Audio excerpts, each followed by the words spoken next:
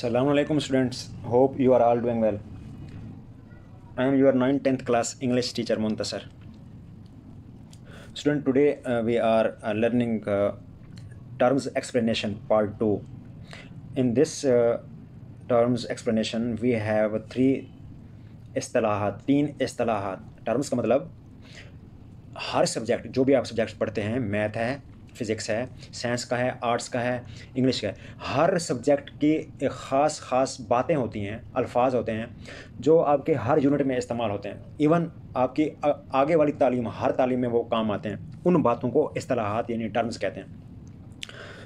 इंतहाई ध्यान से ये आपका जो लेसन है, उस लेसन का अभी तक एक्सरसाइज भी मैंने ख़त्म नहीं की। उसकी वजह ये है, मैं आपके नॉलेज में इजाफ़ा करना चाह रहा हूँ, सिर्फ इम्तिहान पास करवाना नहीं चाह रहा।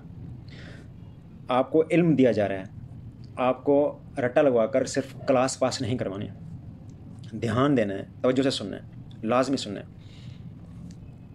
टर्म्स, इस्तिलाहात वो बातें हर सब्जेक्ट में होती हैं। हर यूनिट में उन बातों को याद करना ज़रूरी होता है।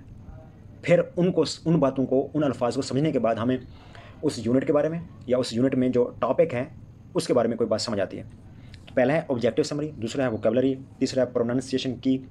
ये जो प्रोनाउंसिएशन की है ना, it's wonderful, amazing and interesting to learn. बच्चे ध्यान देना है, याद रखें, ये बहुत इंपॉर्टेंट है। और मैं आपको बताता हूँ ये इंपॉर्टेंट क्यों है। Let's move to our first term, objective summary, गैर जानबदार खुलासा। आपके पेज नंबर 7 में आपके पास एक क्वेश्चन है, उसकी समरी लिखनी है। अब ये खुद समरी और ऑब्जेक्टिव समरी है क्या, इस इस्तिलाह का मतलब, इस बात का मतलब क्या है, ताकि आपको समरी लिखने में, किसी भी सबक की समरी लिखने में परेशानी ना हो। ऑब्जेक्टिव समरी, गैर जानबदार खुलासा। खुलासा मतलब आपने पूरा यूनिट पढ़ा, उस यूनिट के 10 पैराग्राफ हैं, उस 10 पैराग्राफ में से इतने जुमले हैं, हर पैराग्राफ में इतने जुमलों में से आपने अहम बातें लिखनी है, उसको कहते हैं खुलासा। अब ये खुलासा यानी थोड़ा करके लिखना, पूरे सबक जितना नहीं लिखना, उससे थोड़ा लिखना है। अब इस खुलासा को होना कैसे चाहिए, गैर जानबदार। गैर जानबदार मतलब, मसलन गैर जानबदार का मतलब ये होता है कि आप दो बंदों की बातें सुन रहे हैं, सुनने के बाद आप फैसला करते हैं हक पर, सच पर, उन बातों को सुनकर, इसको कहते हैं गैर जानबदार। यानी ना आप दूसरे बंदे की साइड लेते हैं, ना पहले बंदे की साइड लेते हैं, ना अपने जानने वाले की साइड लेते हैं, ना और आप और दूसरे जो जिसको आप नहीं जानते उसकी भी साइड नहीं लेते। Describe the lesson based only on fact. अब ये सबक में गैर जानबदार कैसे होगा, इसको ध्यान दें, सुने अटेंटिवली, सुनना है लेक्चर को। Describe the lesson based only on facts from the text without including your personal opinions और फीलिंग्स। पेज नंबर 7 पे ये सवाल है आपका। इस सबक का अपने खुलासा लिखना है। अब यह खुद खुलासा होता क्या है उसके बारे में तो पता हो ना आपको, इसको कहते हैं टर्म। फिर खुलासा याद करने में भी आसानी होगी और फिर ज़िंदगी भर आपको नहीं भूलेगा। इसका तर्जुमा है अपनी ज़ाती राय या जज्बात शामिल किए बगैर सबक के हक़ाइक़ यानी सबक में बताई हुई बातें बयान करना।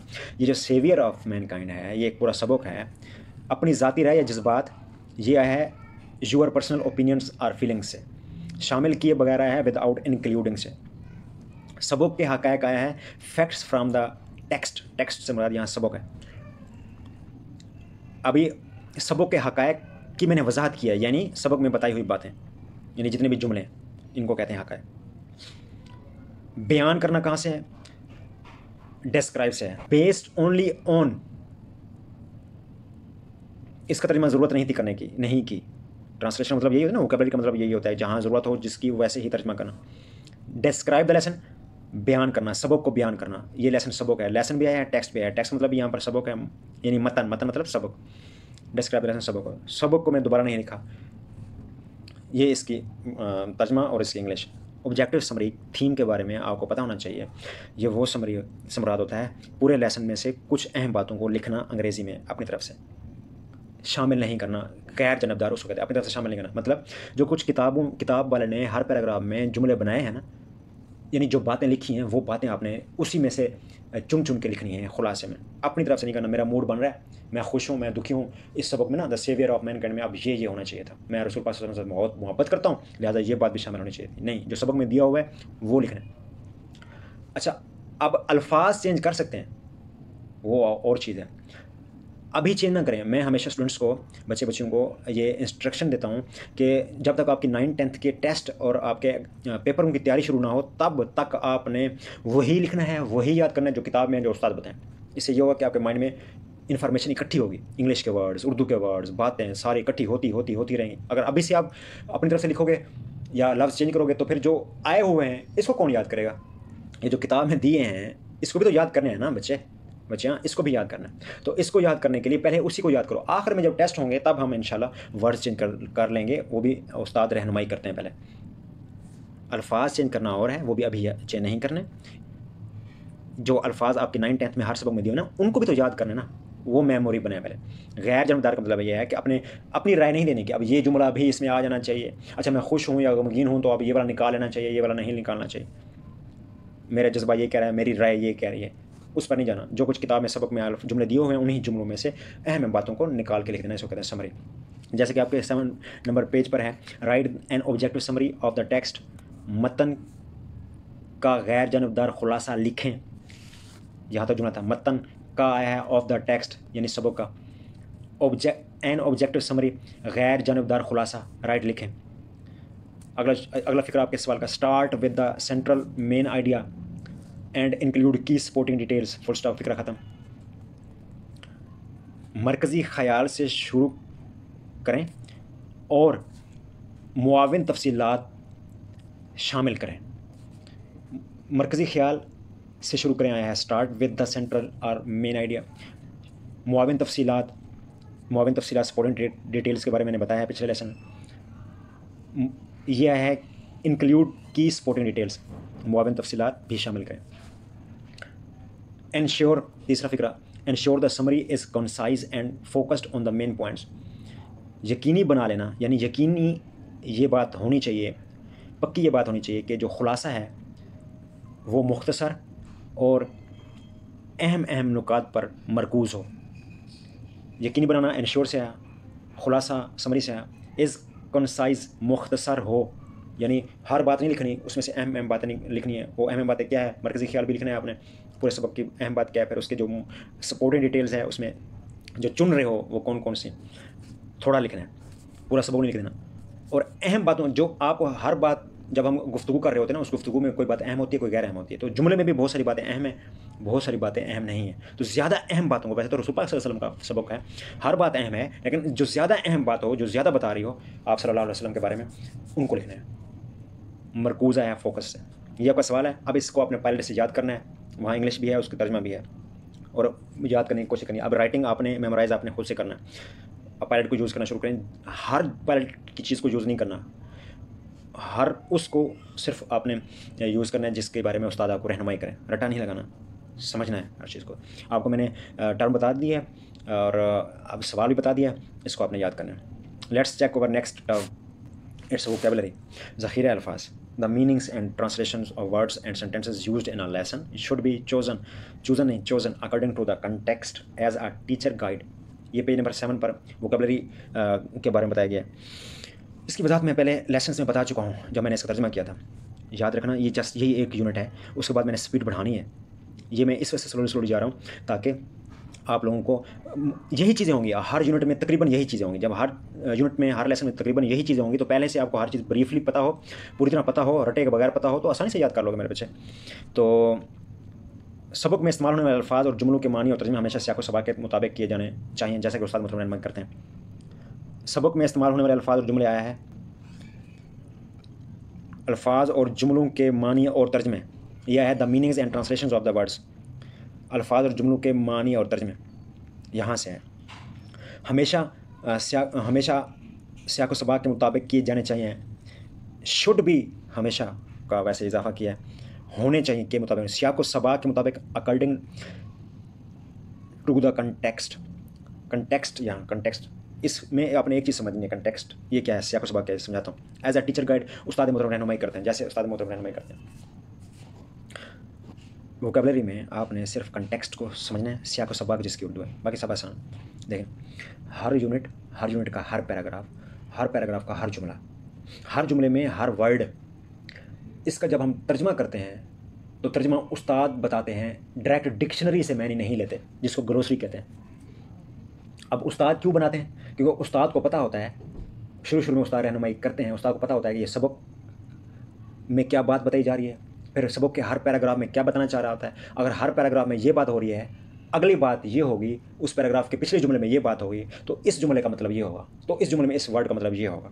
इसको कहते हैं कॉन्टेक्स्ट, सियाको सबाब, मतलब अगले वाला जुमला, पीछे वाला जुमला, उस जुमले में कोई भी वर्ड एक हम लेते हैं, उसके अगले वाले वर्ड, उसके पीछे वाले वर्ड, इन सब को मिलाकर वो बात समझाना क्या चाह रहा है, बात का मतलब क्या बनना चाह रहा है, उस बात के मतलब और समझाने को पकड़ने के लिए, उस तक पहुंचने के लिए हम इर्द गिर्द के जुमलों की मदद लेते हैं, उससे तर्जमा बनाते हैं। इसको कहते हैं vocabulary, not a glossary. Vocabulary और ग्लोसरी में मज़ीद आपको फ़र्क पता लग गया होगा। तो इर्द गिर्द के जुमले, इर्द गिर्द की बातें किसी भी लफ्ज़ या जुमले की वजाहत करने में या उसका मानी बनाने में मदद करते हैं। ठीक है, let's move to our next term. Students, you should be careful to learn this thing, sorry to learn this term, this is pronunciation की। और मेरी ख्वाहिश है इसको जैसे मैं चेक कर रहा हूँ इस 9th क्लास में, जिस थोड़ी सी मज़ीद डिटेल के साथ इस दफ़ा जो चेंज करके उसने डिटेल को बनाया है, मेरी ख्वाहिश है कि हर स्कूल में उस्ताद बच्चों को ज़रूर पढ़ाएं। यही वो प्रोनाउंसिएशन की है जिसको आप अंग्रेज़ी सुनते हैं, अंग्रेज़ों से अगर मूवीज़ देखते हैं तो उससे सुनते हैं। वैसे अगर आपने बड़े होकर तालीम हासिल करनी है, फिर आप बाहर जाना चाह रहे हैं यूरोप में या किसी अंग्रेज़ मुल्क में, तो वहाँ पर इस्तेमाल होने के लिए आपको पहले से सीखना चाहिए। वहाँ से जो आप सुनेंगे पहले से आपको पता होना चाहिए। ये प्रोनाउंसिएशन की इज़ द इम्पोर्टेंट टर्म, और ये मेरा बहुत इंटरेस्टिंग किस्म का, और मैं बहुत हैरान हूँ जो डिटेल इस दफ़ा किताब ने चेंज करके दी है बहुत प्यारे अंदाज में। और अल्लाह करे हर स्कूल में बच्चों को पढ़ाया जाए। तलफ़ुज़ यानी कोई भी अंग्रेज़ी का लफ्ज़ है उसको पढ़ना कैसे, पढ़ने का अंदाज़, पढ़ने का तरीका, इसको कहते हैं कलीद की। प्रोनाउंसिएशन की, अदा, तलफ़ुज़ मतलब होता है अदा, अदा करने का तरीका। कलीद की यानी चाबी, यानी तरीका, यानी लफ्ज़ को सही अदा करने का तरीका या लफ्ज़ को सही बयान करना। अब 2 तरह की हम अंग्रेज़ी ज़्यादातर सीख रहे होते हैं, एक ब्रिटिश और एक अमेरिकन। यानी जो आप अंग्रेज़ी बोलते हैं या सीखते हैं, उस अंग्रेज़ी में 2 अंग्रेज़ों वाली ज़बानें इस्तेमाल होती है। एक अमेरिकनी जो होते हैं, यानी जो अमेरिकन होते हैं, यानी जो अमरीकी लोग होते हैं, गोरी चमड़ी वाले लोग, वो जिस तरीके से अंग्रेज़ी पढ़ते हैं या जुमले बोलते हैं, एक वो। दूसरा जो बरतानिया के लोग होते हैं, ब्रिटिश बरतानिया के लोग, वो जिस तरीके से अपनी ज़बान से अल्फाज पढ़ते हैं, ये 2 एक्सेंट हम सीखते हैं और इस्तेमाल किए जाते हैं ज़्यादातर मशहूर। ये जो हम पढ़ रहे हैं, जो मैं आपसे पढ़ रहा हूँ, मैं आपको पढ़ा रहा हूँ, ये भी जो सबक में आप इतने सारे लफ्ज़ सबक पढ़ रहे हैं और उनमें इतने लफ्ज़ आ रहे हैं, इंग्लिश सुन रहे हैं, या मूवीज़ आप देखते हैं उनमें अमेरिकन या ब्रिटिश अल्फाज अदा करने के तरीके आप सुन रहे होते हैं ज़्यादातर। इसकी अंग्रेज़ी देखते हैं इस थीम की, इंग्लिश में क्या इसकी डेफिनेशन है। प्रोनाउंसिएशन की एज अ गाइड, ध्यान से बचे, बहुत इंटरेस्टिंग किस्म का है। मुझे पता है ये अभी आपको आम सा बस कोई ख़ास सा नहीं लग रहा होगा कि इससे इसके बगैर भी हम पास हो जाएंगे। ये आपको टेस्ट में बहुत काम आएगा। अभी जो मैं आपको सिखा रहा हूँ, पढ़ा रहा हूँ, जिस अंदाज़ में मैं सबक बना कर आपको दे रहा हूँ, आपको टेस्ट में ज़रूर हेल्पफुल होंगे इंशाल्लाह। बहुत ज़्यादा हेल्पफुल हो सकते हैं, पेपर में बहुत ज़्यादा हेल्पफुल हो सकते हैं, और आपकी ज़िंदगी में तो हेल्पफुल होंगे ही होंगे। अभी ध्यान देना, a pronunciation key is a guide that shows how to say words correctly, usually using special symbols। ये पेज नंबर 7 में है प्रोनाउंसिएशन की। आप अगर अपना पेज नंबर 7 देखेंगे तो वहाँ प्रोनाउंसिएशन की और उस की को एक डब्बे में उन्होंने बताया हुआ है, वो मैं थोड़ा एक्सप्लेन करना चाह रहा हूँ, और वो बहुत ज़रूरी है आपकी उम्र में, 9th क्लास में बहुत ज़रूरी है इसको समझना। इसका तर्जमा करूँ, तलफ़ुज़ की कलीद एक रहनुमाई जो बताती है कि किसी लफ्ज़ को सही तौर पर कैसे पढ़ा जाए, अमूमन उसमें ख़ास अलामात इस्तेमाल होती हैं। अब ये पूरी बात आपको समझाने के लिए आपने ध्यान देना है ख़ास अलामात पर। कलीद का मैंने बता दिया, अदा करने का तरीका, बयान करना, सही बयान करना। कलीद आया है प्रोनाउंसिएशन की, एक रहनुमाई है, इज़ अ गाइड, जो बताती है, दैट शोज से आया है कि का इजाफा हुआ है। किसी लफ्ज़ को सही तौर पर कैसे पढ़ा जाए, किसी लफ्ज़ को आया है इजाफा करके, वर्ड्स, किसी लफ्ज़ को वर्ड से आया है, किसी लफ्ज़ को सही तौर पर करेक्टली से आया है, कैसे पढ़ा जाए, हाउ टू से कैसे पढ़ा जाए। यूजुअली अमूमन आया है, अमूमन के ऊपर मीम के ऊपर 2 ज़बरे भी होंगे, यूजुअली से। यूजिंग स्पेशल सिंबल, इसमें ख़ास अलामात इस्तेमाल होती हैं, आया है यूजिंग स्पेशल सिंबल्स। ये जो ख़ास अलामात इस्तेमाल होती है इसको बस समझना है, यार बच्चे प्लीज़ ज़रूर सुनना है, तवज्जो सुनना है ध्यान से, इसकी बहुत अहमियत है। आपकी अंग्रेज़ी सुनना, समझना, बोलना सारा इसी पे। मेरे लिए बहुत इंटरेस्टिंग है, खुद मुझे बहुत इंटरेस्टिंग लग रहा है, इसमें नई नई चीज़ें मुझे पता लग रही हैं।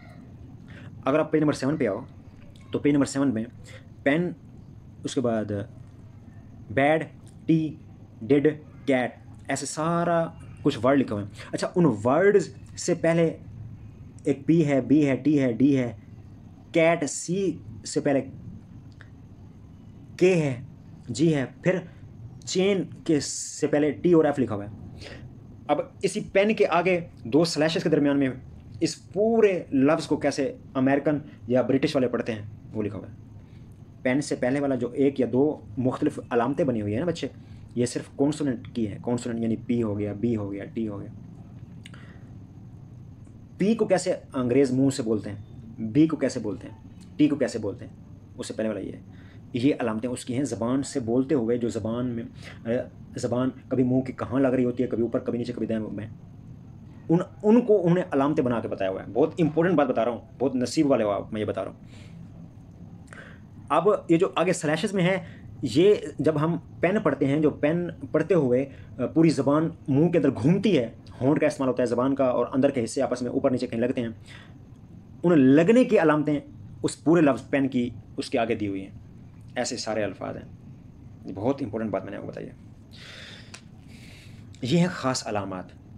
अच्छा, ख़ास अलामात पूरे हर लेटर की होंगी, ए से लेकर जेड तक, और फिर हर लेटर जब दूसरे लेटर के साथ मिलकर, जैसे पेन में पी एक लेटर है, ई एक लेटर है, एन एक लेटर है, ये तीनों लेटर मिलकर एक लफ्ज़ बना रहे हैं। हर एक लेटर की अपनी बोलने का एक अंदाज़ है, तरीका है। फिर जब वो एक लेटर दूसरे लेटर के साथ मिलेगा, फिर उसके बोलने का एक अंदाज़, तरीका होगा, उसकी अलामतें होंगी। अल्लाह करे आपको समझ आ गई हो और आप बहुत आगे तक इससे फ़ायदा उठाएंगे। बाहर जाना चाह रहे हैं आप बड़े होकर, थोड़ा सा और पढ़ कर आइल्स करते हैं बच्चे आगे एजुकेशन हासिल करना चाहते हैं, आगे इंग्लिश में कुछ करना चाहते हैं, ये आपको बहुत काम देंगे। ये हैं जी ख़ास अलामात। अब आप इसकी मज़ीद वजाहत करता हूँ। Let's check over more explanation. अभी टर्म हमारी प्रोनाउंसिएशन की ही जा रही है, उसकी वजाहत में कुछ चीज़ें हैं, देखते हैं क्या क्या चीज़ें। इसमें 3 चीज़ें होती हैं, वो होती हैं फोनेटिक एलिमेंट्स, सोती अज्जा। सोती मतलब आवाज़ निकालने के अनासर, मतलब अज्जा, यानी इसको कितने हिस्सों में तकसीम किया है ताकि हम अलामतों को अच्छे से समझ सकें। फोनेटिक्स एलिमेंट्स का मतलब ये है, सोती अज्जा का मतलब ये है, ये इन अलामतों को समझने के लिए, आवाज़ को सही से अदा करने के लिए कितनी चीज़ों में तकसीम किया गया है, कितने उसके अज्जा बने हुए हैं। 3 अज्जा बने हुए हैं। पहला है कॉन्सोनेंट्स, हरफ सही जिसको आप कहते हैं, वो आम जैसे आप पढ़ चुके हुए हैं।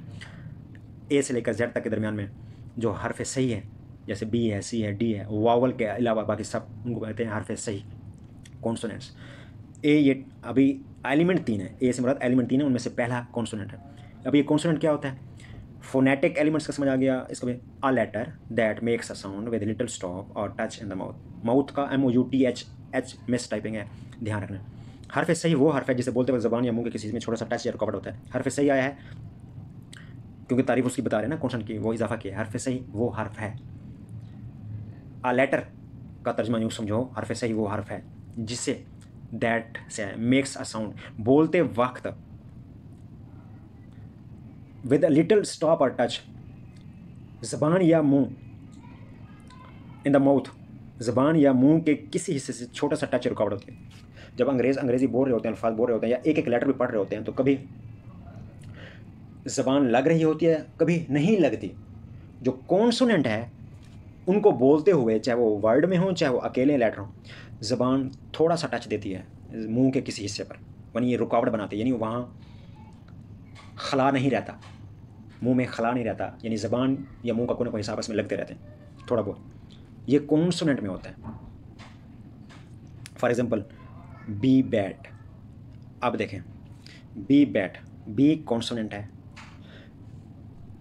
पर बी बैट जब हमने बी को बताना है कि अंग्रेज़, अमेरिकन या ब्रिटिश वाले इसको पढ़ते कैसे हैं, तो बी को बी नहीं पढ़ते, बा पढ़ते हैं, बा, आवाज़ बा की निकालते हैं। अब जब मैं बैट पढ़ूंगा तो बैट में बी बेट नहीं है, बैट बैट है, यानी बैट में आवाज़ बी की बा आ रही है, बैट बैट बैट। बहुत इंपॉर्टेंट चीज़ पढ़ रहे हो खुशनसीबी से। सी कैट, कॉन्सोनेंट सी है, ये साउंड सी की नहीं दे रहा, ख ख ख की दे रहा है, ख ख की दे रहा है।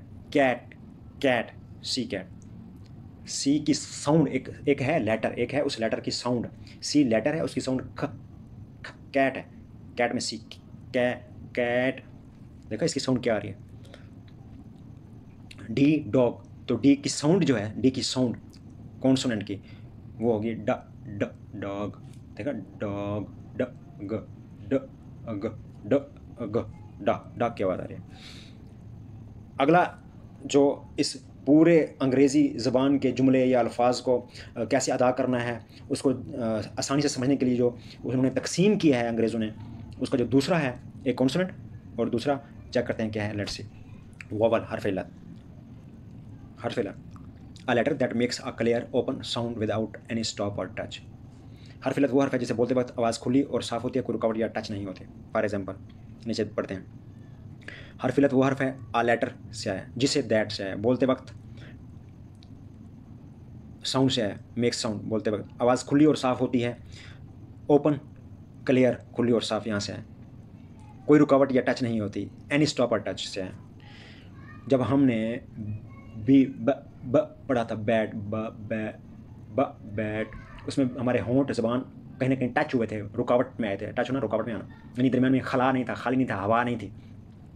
जहाँ वावल में जब हम पढ़ते हैं कि वावल वाले लेटर्स हैं, वो जब हम बोलते हैं और जब ये वावल वाले किसी और भी वर्ड के साथ, लेटर के साथ मिलते हैं, तो उनकी साउंड में टच रुकावट नहीं होती। वो बग़ैर रुकावट के, बग़ैर टच के मुंह से, ज़बान से अदा होते हैं, यानी उनमें हवा होती है, यानी उनमें खला होता है।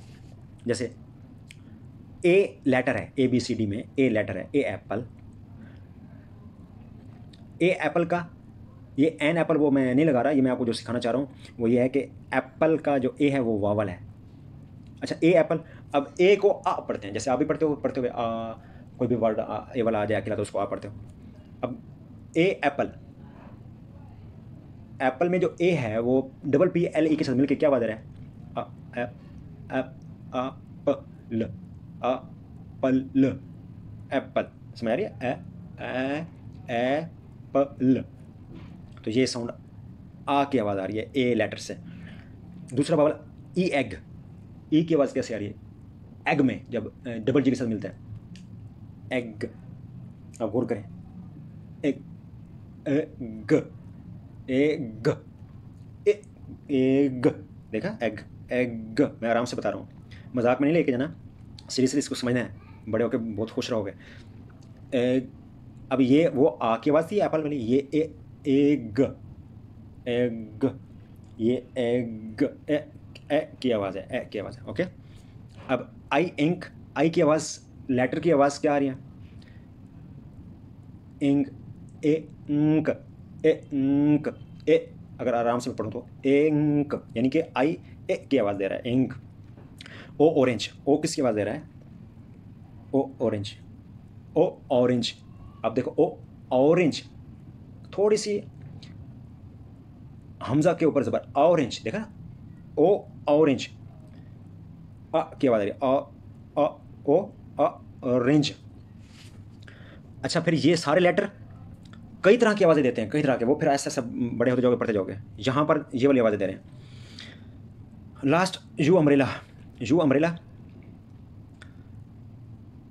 यू की जो साउंड है वो मुंह में जब आ रही है, ज़बान मुंह में कहीं भी नहीं लग रहा, ए भी कहीं नहीं लग रहा, ई भी कहीं नहीं लगा, आई भी कहीं नहीं लगा, ओ भी नहीं लगा, आपने गौर किया है। दोबारा इसको सुनना, umbrella, you umbrella, umbrella, umbrella, you किसकी बात है, आ की, अम्ब्रेला। तो ये है साउंड्स, बहुत इंपॉर्टेंट, मुझे बहुत मज़ा आया है इस सबक को देखकर भी, और इसमें थोड़ी सी डिटेल का इजाफा किया है। अब इसके तीसरा हिस्सा जो उन्होंने तकसीम किया है ताकि हमें अंग्रेज़ जो जितने भी अल्फाज बोलते हैं उनको समझने में आसानी हो या सुनने में आसानी हो। एक कॉन्सोनेंट हमारी हेल्प कर रहा है साउंड निकालने में, उनकी निकालते हुए कैसे होती है, उसमें टच हो रहा था। वावल जब आते हैं तो ये ज़बान ऊपर नीचे कहीं टच नहीं होती, सिर्फ मुंह की शक्लें बनती हैं, होंठ ऊपर हो रहे होते हैं, नीचे हो रहे होते हैं, खला होती है, हवा होती है, पर टच नहीं होता। अब एक तीसरी भी तकसीम है जिससे हमें मज़ीद मदद मिलती है। Let's check what is that. Diphthongs, ये DIPHF की आवाज़ देगा, डिफ्थोंग्स। अच्छा, मैंने खुद अब प्रोनाउंसिएशन पे बहुत ध्यान देना शुरू कर दिया। आपके लेसन हो, कुछ भी हो, हर चीज़ हो, और अल्लाह करे पूरे पाकिस्तान में हर तालिब इल्म को, हर उस्ताद हर स्कूल में पढ़ाएँ, कुछ स्कूल में ना पढ़ाएँ, बहुत इंपॉर्टेंट है ये। DIPH, डिफ्थोंग्स, दो सोतियाँ मतलब दो जिनसे आवाज़ें निकलें। A sound made by joining two vowel sounds together, दो वावल आवाज़ है। वावल जब दोनों इकट्ठे हो जाएंगे, मिलाकर दो वावल आया है, बाय जॉइनिंग टू वावल, दो वावल आवाज़, दो वावल नहीं है, दो वावल आवाज़ें हैं, दो वावल आवाज़ों को मिलाकर bye joining two vowel sounds together, bye joining two vowel sounds together, दो वावल आवाज़ों को मिलाकर बनने वाली आवाज़ a sound made by, a sound made. For example मिसाल के तौर पर EG मतलब फॉर एग्जाम्पल का शॉर्ट फॉर्म है EG, ई के बाद फुल स्टॉप, जी के बाद फिर डॉट, फुल स्टॉप नहीं डॉट, सॉरी। तो ये फॉर एग्जाम्पल देखो प्रोनाउंसिएशन का भी हल करना है। फॉर एग्जाम्पल मैं भी बहुत ध्यान दूंगा और देना शुरू कर दिया मैंने। अब ये लफ्ज़ है, हमारे पास दो वावल हैं, O और I लेटर। ये कोइन में O I लेटर है, ये दोनों इकट्ठे आए हुए हैं, ये दोनों इकट्ठे हुए ना। लफ्ज़ में कोइन लफ्ज़ है, उसमें दो वावल इकट्ठे आए हुए हैं। अच्छा, मैं इकट्ठे आए हुए ना, इनकी आवाज़ आप देखते हैं कैसे आती है। OI की आवाज़ कैसे आती है जब दो वावल इकट्ठे आते हैं? ओ की आवाज़ क्या आ रही है?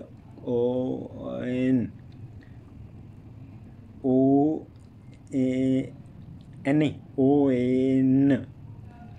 ON, सीरियसली इसको लेना है। अब O और A की आवाज़ आई है, दो वावल मिले हैं, कोइन, C को हटा के N को हटा के मैं O और I की आवाज़ की बात कर रहा हूँ। अब आउट में O और U, आउट यानी आ की और थोड़ा सा ओ की, आउट, इसकी साउंड देखो कैसे आ रही है। ये डिफ्थोंग्स कहलाते हैं, जहाँ पर दो वावल मिलकर आवाज़ बनाते हैं, दो वावल की आवाज़ें मिलकर एक आवाज़ बनाते हैं, इसको डिफ्थोंग्स कहते हैं। बहुत कमाल की चीज़ें थोड़ी सी डिटेल में दी हैं इस दफ़ा 9th क्लास के आपके यूनिट 1 में, बहुत ज़बरदस्त। EA बेया। अच्छा, R आखिर में हल्का सा समझ आएगा, बेया बहुत हल्का सा, बेया। अब EA कैसे साउंड देते हैं? Bear.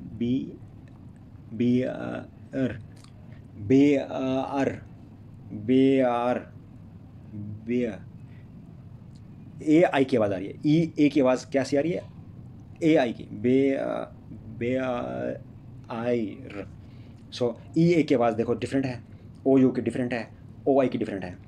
I enjoyed this lesson students, और मुझे बहुत इंटरेस्टिंग लगा है, और इसमें मज़ीद भी इसमें रिसर्च करूँगा और इसको मज़ीद अच्छे से अच्छा इंशाल्लाह मज़ीद बेहतर आप लोगों के लिए बना के प्रैक्टिकली भी करूँगा। और मेरी बहुत ख्वाहिश है कि सब बच्चों को ये चीज़ पढ़ाई जाए, और यही इंग्लिश सुनना, समझना और बोलना बनाता है। और आप IELTS करोगे, बाहर जाने के लिए कोर्स करोगे, या आगे किताबें पढ़ोगे, आपको बहुत हेल्पफुल होंगे। ये मैंने मेहनत से आपके लिए सबक बनाया है। So today our lesson is finished here. इसको ध्यान से आपने रिवाइज़ करना है, पढ़ना है। अभी आपको इसकी अहमियत समझ नहीं आ रही। It is very important lecture, today's lecture is very important. मैंने खामखा आपके लिए लेसन तैयार नहीं किया।